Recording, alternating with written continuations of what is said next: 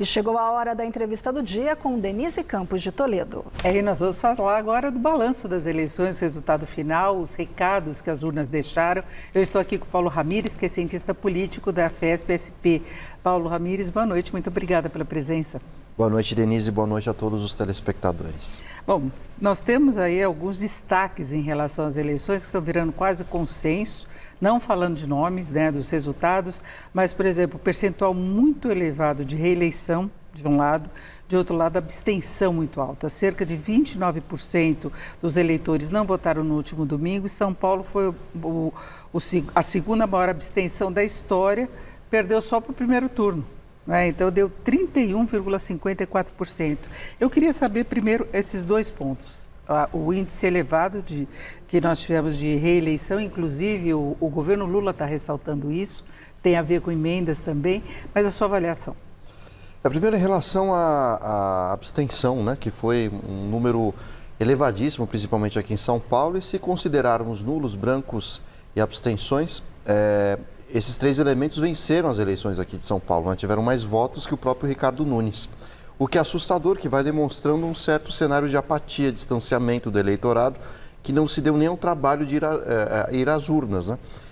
Então, esse cenário de despolitização é perigoso, porque ele incentiva a ascensão de figuras outsiders, antissistemas. Não à toa o Pablo Marçal teve uma grande quantidade de votos no primeiro turno, por sorte não chegou ao segundo. Agora, outro ponto também que é importante, é a articulação entre Congresso e poder local, prefeitos, municípios, pequenas regiões. Muitas das verbas de gabinete favoreceram a eleição de prefeitos Brasil afora. E o maior exemplo disso foi a hegemonia do PSD, do MDB, do PP e do União Brasil, que foram os partidos que mais adquiriram prefeituras. Mas de onde veio esse sucesso exatamente? Não apenas de um esforço próprio, mas principalmente de verbas de gabinete, já que em pequenas cidades as obras que vêm dessas verbas se fazem muito mais visíveis do que nas grandes cidades. E outro ponto que também é curioso é que nessa polarização entre direita e esquerda, Lula e Bolsonaro, quem saiu ganhando não foi nem a esquerda nem a direita, foi o centro.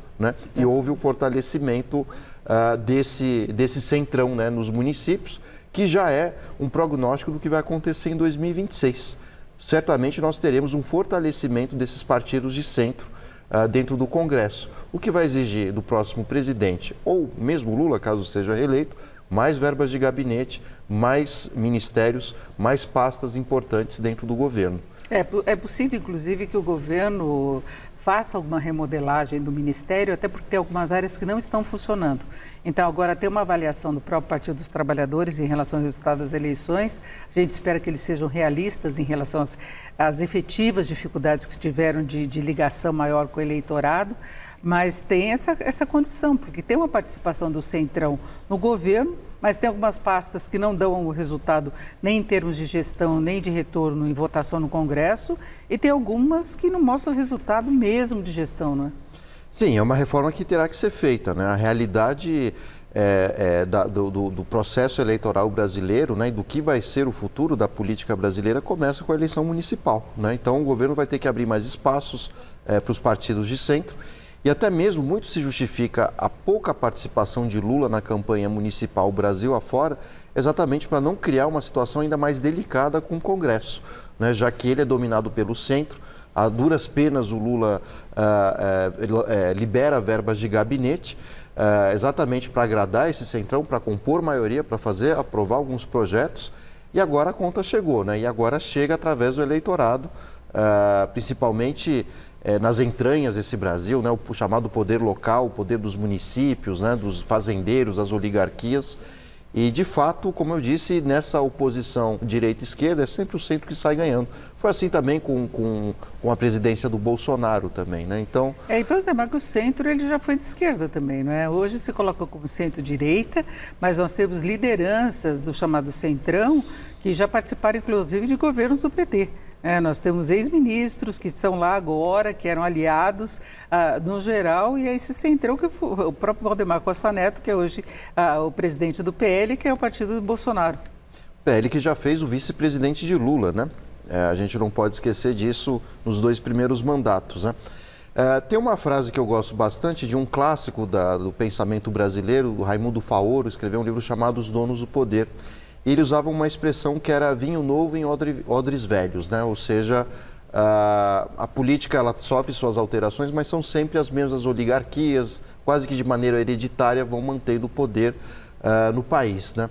E de fato pode ser democracia, república, direita, esquerda, extrema-direita, esquerda radical, mas quem acaba dominando o cenário político é esse centro, que pode jogar em qualquer time, né? Pode ir para a igreja ou amar o diabo literalmente, né? Mas quem manda é o centro. E você falava dessa questão dos candidatos mais radicais, eles até ganharam holofotes, eles tiveram uma votação importante, mas a maioria teve uma rejeição elevada e não conseguiu passar, não conseguiu se eleger. Pode até ter aberto caminho, se credenciado aí para outras candidaturas, como para o Congresso nas próximas eleições, mas não conseguiram liderar nas prefeituras. Inclusive, em alguns casos, os candidatos tiveram que dar uma maneirada na postura deles, né? Pelo menos uma boa parte fez isso. Exato, né? E o que abre um outro cenário também, né? Porque diante do fato do Bolsonaro estar inelegível para 2026, a direita ela ficou carente de lideranças políticas, né? E o que nós vimos nos municípios, muitos deles, foi uma disputa entre uma centro-direita, né, contra uma extrema-direita. Disputas entre PSD e PL, né, foram gerando rusgas entre Kassab e Bolsonaro, por exemplo, né? Então isso já é um prenúncio do que pode acontecer em 2026, né?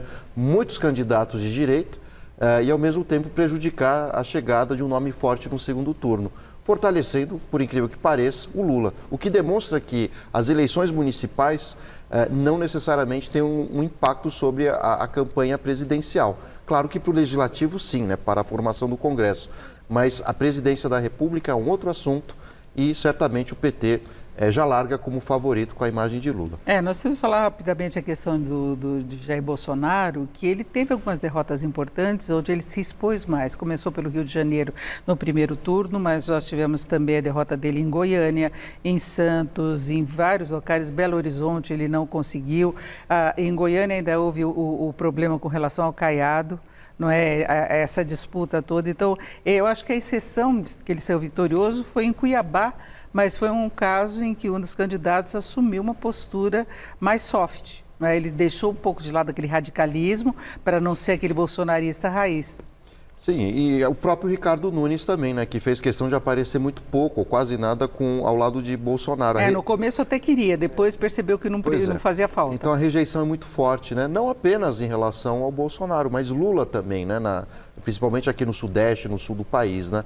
Então, no Porto Alegre não funcionou, por exemplo, né? Mesmo com os problemas climáticos, as chuvas, né, que o Rio Grande do Sul sofreu, Porto Alegre especialmente, esse assunto foi do menor interesse, né? O Sebastião foi reeleito.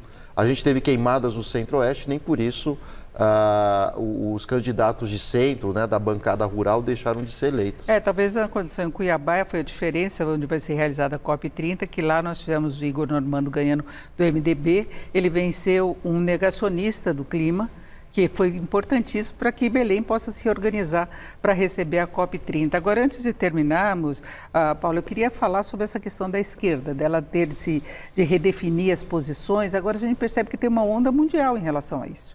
Nós tivemos Trump, por exemplo, ele ameaçando a democracia dos Estados Unidos e com boa possibilidade de ganhar as eleições. Nós tivemos o susto na França com a extrema-direita, que teve de haver uma composição depois. Então, não é só no Brasil, o Brasil também. Agora, o que pode ser feito aqui?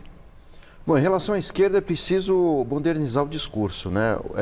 Nós vivemos um cenário de pós-industrialização, uma sociedade pós-industrial, então aquele operário típico do século XIX, até a década de 70, fins do Fordismo, né? Isso não existe mais nos centros urbanos. A gente tem profissionais liberais, profissionais de aplicativos, né? Então é preciso propor primeiro, novas leis trabalhistas, né, mais equilibradas e adaptadas às demandas desses motoristas que são profissionais liberais, entregadores, enfim, de aplicativo, assim como também muita gente que trabalha com o PJ, né? Então, o PT, principalmente, as esquerdas mundo afora, ainda tem um discurso muito preso no sindicalismo, sendo que a realidade dos grandes centros urbanos hoje é muito mais voltada ao setor de serviços. Mas tem a questão também de costumes, que pode não avançar muito.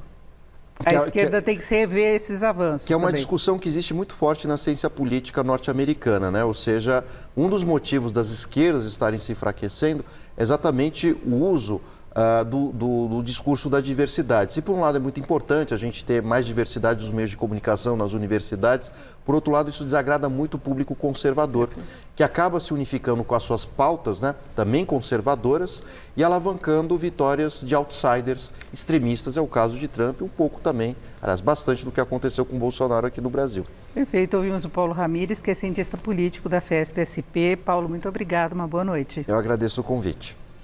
Com vocês.